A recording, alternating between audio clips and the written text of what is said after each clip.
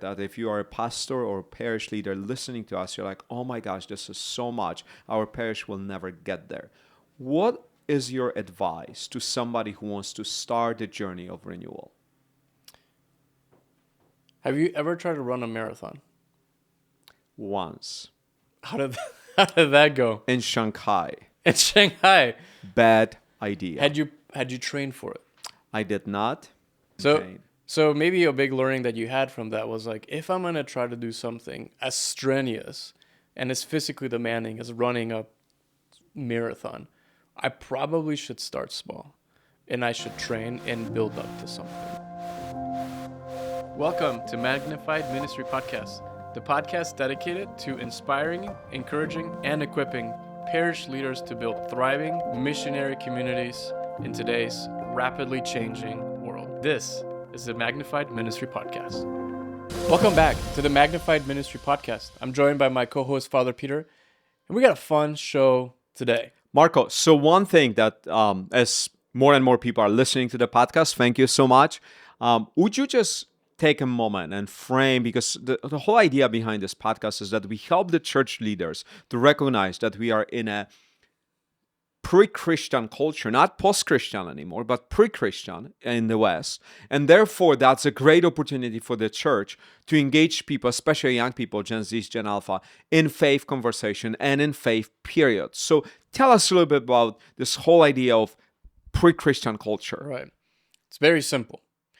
Pre-Christian, as the way we use it, means that the people that are coming to us and that we're interacting with more and more have no concept of Christianity. They've never been exposed to it.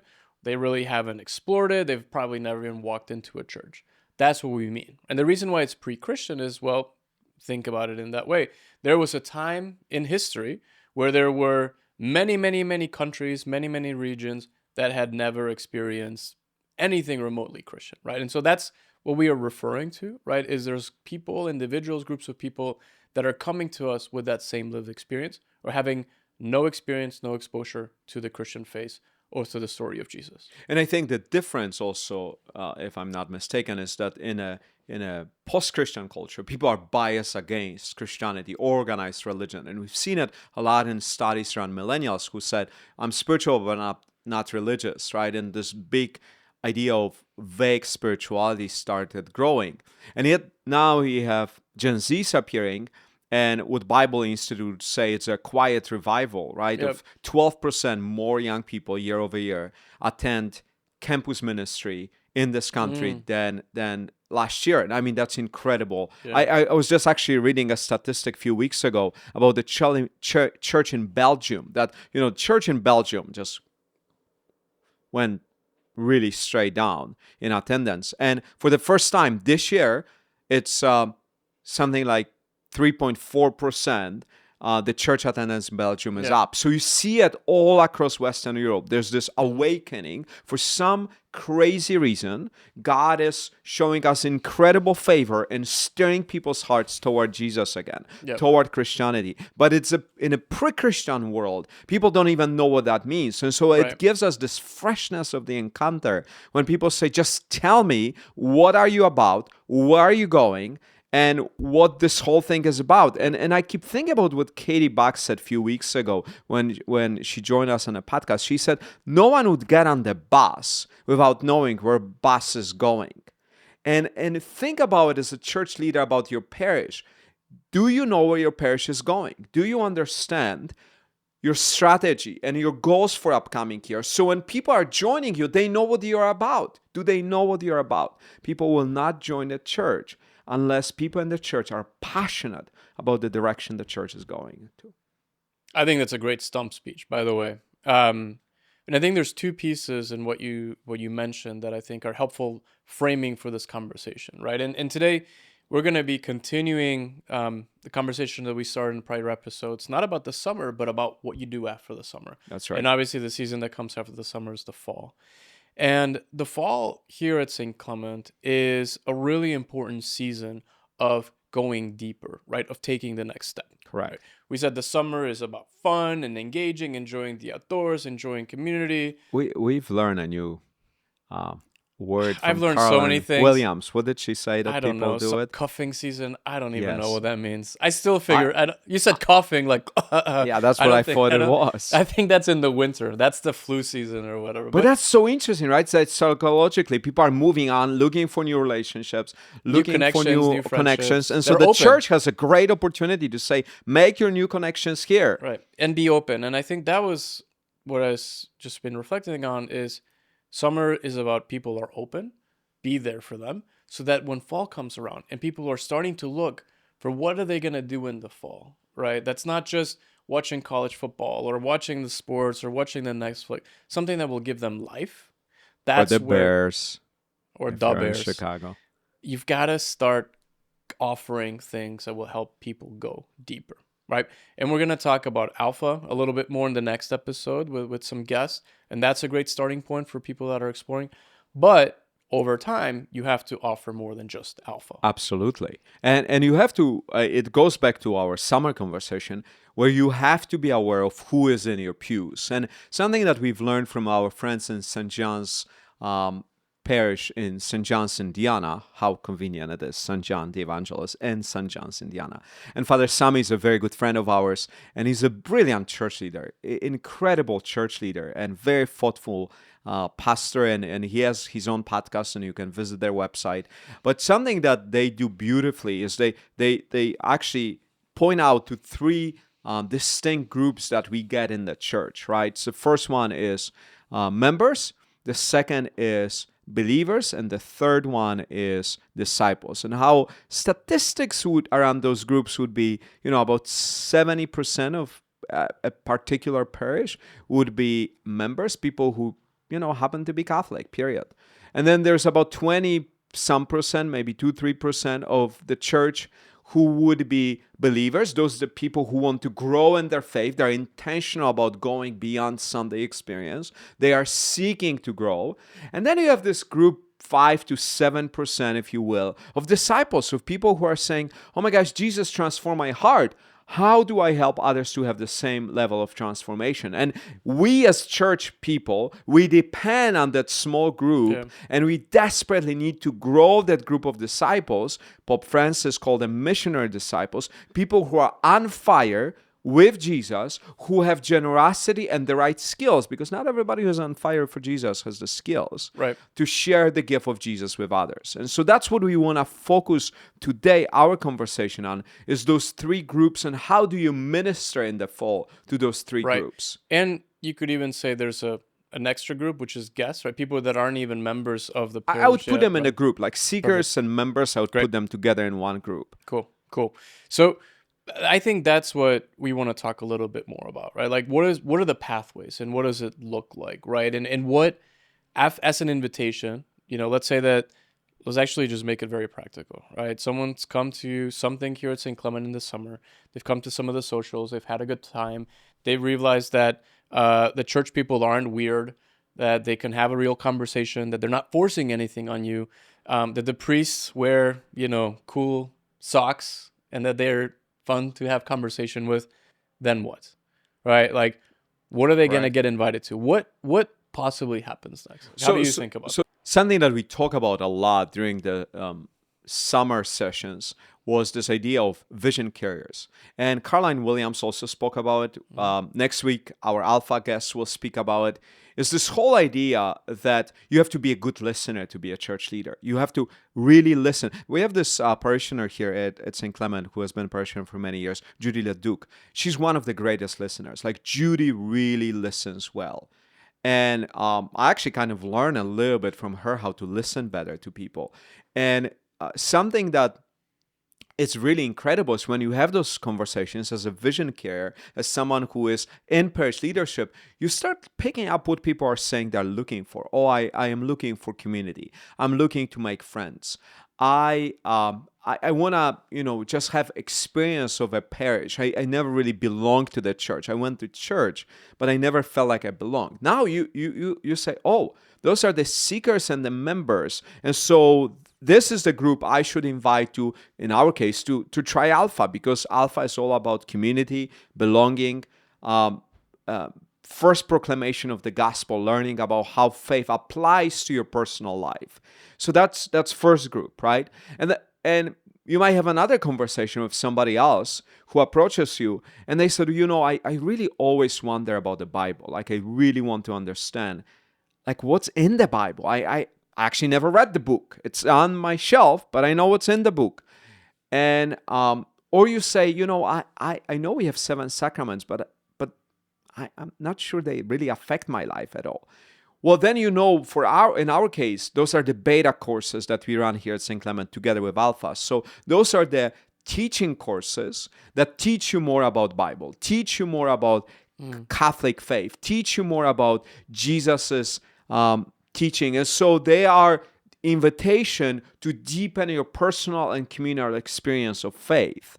And then the third group is the conversations you have people who say, I've done, 3 beta courses and I really love the fact that, I understand more about Bible. And now those are the people you want to approach and say, hey, have you ever thought about helping us in running some of those courses? Because now you want to activate discipleship of people, not only service to the poor, we do an incredible level of service here at St. Clement, but also in serving people who are poor in spirit, as Jesus said.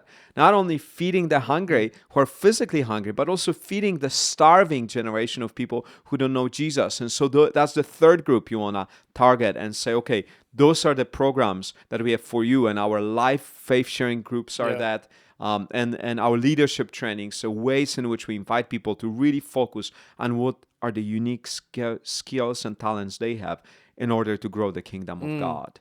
When I think what's really neat about it is you have so many different people at a parish, right? And everybody's on their own journey. So it could be very overwhelming to try to figure out what makes sense to offer these 10 people, these 10 people, these 10 people. And I think sometimes that's why you end up with offering one thing. But what's important is offering the same thing over and over, right? Like Alpha is run in the winter, spring, and in the fall every year. Right? There's always beta because you want to be able to have follow-up for folks. And then you have different Bible courses. There's always Bible courses. There's always Bible courses and prayer. And I think all of that just helps create opportunity for folks to sign up for something if they don't know where to start. But I think something that you just mentioned, ultimately, I think you're trying to get people to a place where they have found a group of disciples or believers that they want to journey with, right? Because ultimately, that's what church is meant to be, right? Like a parish at the end of the day is one big family, but it's too big, right, for someone to really feel known and journey with. So ultimately, I think what's really neat about it is you've got opportunities for people to connect that are course-based, but you're trying to give people the learning and experiences of how do you pray with others, how do you listen, how do you share, so that ultimately, maybe in a year or two, they're able to actually step into a community that's meeting together every week in someone's home and sharing bread and reading something or discussing something and doing life together. And you're seeing a lot more of that too, right? Like people sort of, I don't want to say the term graduate, but it's really sad when there's groups that leave Alpha or leave Beta and just like leave and they say, okay, we're taking everybody with us. But that's really exciting because you actually want that to happen. Because they do life together, faith together. And in the end, that's what domestic church is about, right? Is moving the church to your home and seeing those people from the church as part of your spiritual family. Marco, part of your work as a consultant and person who works in strategy is you help your clients to cut through chaos and noise of organizational difficulties and struggles, and you help them to really develop a plan, a playbook, if you will, for their organizations or their departments. And I'm really aware that if you are a pastor or a parish leader listening to us, you're like, oh my gosh, this is so much. Our parish will never get there. What is your advice to somebody who wants to start the journey of renewal? Have you ever tried to run a marathon? Once. How did that go? In Shanghai. In Shanghai. Bad idea. Had you trained for it? I did not. Okay. How far did you make it? Oh, it wasn't a full marathon. I think it was like K15 or something. And Oh, I almost died afterwards. I was so Okay. in So pain. so maybe a big learning that you had from that was like, if I'm gonna try to do something as strenuous and as physically demanding as running a marathon, I probably should start small, and I should train and build up to something, right? And I think sometimes people, teams, organizations look at this big shining thing and say, I want that. I want to be like that person. I want to be like that organization. Man, they're so good, right? And we do that all the time. Every time we went to parishes or churches, like, oh, I want to bring that here. We're so far away, we'll never be able to get there. But I think that's part of this process is if you're really going through conversion, you will understand humility, right? And humility will allow you to say, that's my goal. So you have clarity of vision, but then you also have to have clarity of where your starting point is, right? And you have to develop a step-by-step plan of how you're going to get there, right? And so, yeah, a lot of what we're talking about seems like it's easy and we're able to do all of these things with alpha and all of these things with beta and all these things with Bible and all we talked about, but that's not where we started, right? We Absolutely. started small. We started with one alpha group of 10 people and 2 leaders. That's how this whole thing started. And I think sometimes we want to jump 10 steps because the world today tells us that something has to be fixed tomorrow. And so that would be my biggest piece of advice. Start small. Start with 10 people. Start with 2 or 3 leaders and start the journey with them. And realize that to really develop a strong alpha muscle is going to take you at least 2 years. And why is that? Is because if you have an alpha team, right, of 4 people, let's say that you have 10 guests. Sure. Let's say that in order if you want to do 2 groups the next season, you need to have, 6 to 8 leaders. Well, they're going to have to come from that group that you just had. And so those leaders, right, have to start at the bottom so that they learn how to do it. A guest is not going to become a elite host, and I'm using the term elite very liberally, but like a really excellent host until they've done and led alpha at least 2 times, right? But if you're doing it right, it's going to take that host Sure. a couple seasons to get there. And so I think that's part of what I think is really important is you've got to take the long view. You got to start small, and you got to start with the people that are right in front of you. So one thing is alpha. What else? I think the other piece that's really important is radical hospitality. And the reason is because that takes very little effort and does not have to take a lot of money, right? And the reason why I think it takes not that much effort is it's a change of attitude, right? Like you can be hospitable by simply putting 10 people in front of your church waving at people. Like that actually creates a sense of welcoming, right? If you want to take it to the next step, make sure those 10 people are smiling and that they're happy and that they're joy-filled and take it from there. And if you want to take it 5 steps, do what we do. Put small children with big signs. You almost got there. Yeah, get smart about it. That People will love get that. everybody excited. People love that, right? So I think if I were to start somewhere, it's like start with a small group of people, right? Start discussing this, start talking with them, start Yes. trying some of this out, have the experience for yourself, and just start being more hospitable. So in our conversations in this series on how to prepare for fall engagement, we framed today those 3 groups that we've learned from St. John's, Indiana, from Father Sami, members, believers, disciples. Next week, we'll pick up more on alpha because that's our main strategy of engaging seekers and members and moving them into disciples.